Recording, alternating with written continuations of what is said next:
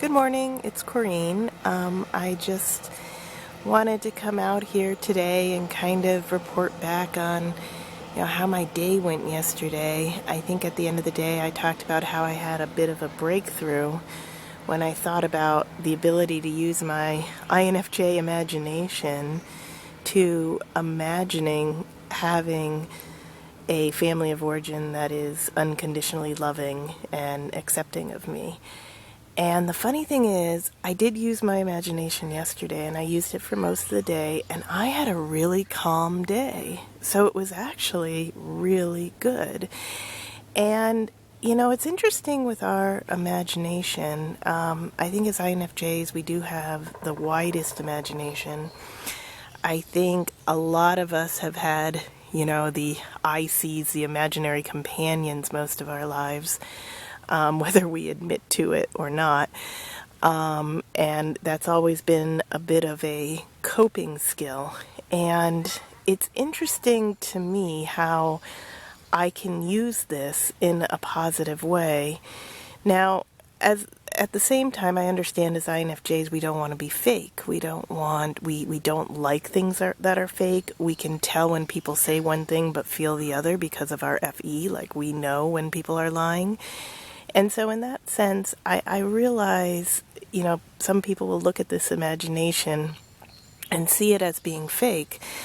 But you know what? If it makes you feel better, we're all about feelings. We want to feel better. We want harmony. That's our goal as INFJs, right? Is to have that harmony. If the imagination helps the harmony, then it's not really hurting anything, I feel like. I mean, my situation is my family of origin takes up too much of my mind space in a negative way.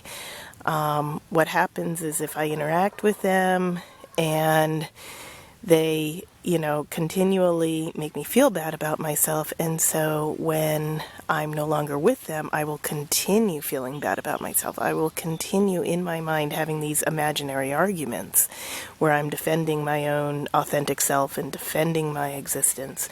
And it's really, really exhausting and just doesn't feel good and doesn't help me be happy. And, when I think about it, how often do I really need to interact with them? I don't want to cut them off. I don't want to have to do that. I realize that people do that for their own sanity. But, I still want to have some kind of relationship with them. And I figure, they're not part of my immediate family. They're not my husband or my children. And so I don't need to interact with them on a daily basis. I can interact with them, I can call them once a month or twice a month or whatever, have that interaction. But when I'm not having the interaction, I can have this imagination that they are loving and supportive. And I don't think it hurts anybody, It's really just kind of having, this bizarro family, It's having this imaginary family. And somehow it makes everything suddenly feel calmer. It makes the inner child feel calmer. It's what I've always wanted all my life. I'm never going to get it in the real world. So I can either cut them off, or I can just, stay with them and just imagine in my mind that they're, what I want them to be. And I honestly, because it's all about me, I mean, it's about my healthy feelings, about my being healthy in my mind, about not, continually thinking and defending myself even when nobody's here. I don't want to do that. I don't want to be sitting by myself long after I've interacted with them and continually having these arguments in my mind. But if I imagine that they're loving and supportive, those arguments go away and my mind gets really calm. So I don't think there's anything fake about that, because what happens in my mind is very real.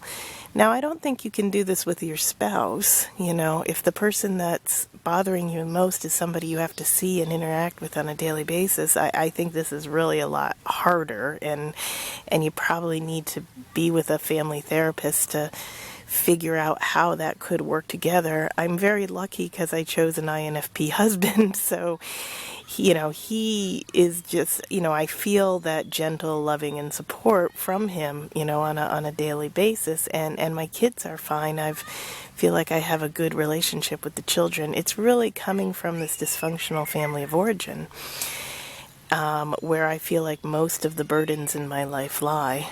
So, I'm just going to say, it's working so far, and I'll let you know how it's going. But, it might be worth it for you too. I mean, if you have somebody that within your life, especially within your family of origin, and you're an adult, and you don't have to interact with them on a regular basis, but how they think and feel when you are around them makes you feel uncomfortable and bad, then when you're not around them, just try to imagine them being who you wish they would be. Imagine them saying kind, supportive, loving thoughts to you, and see what happens. See if your inner child calms down. See if your anxiety starts to go away. I mean, yesterday, normally I have anxiety out of nowhere just about every day. I didn't have any anxiety yesterday. It was really, really interesting. So I'm going to leave it there, and hope this continues to work out. Take care. Love you. Bye.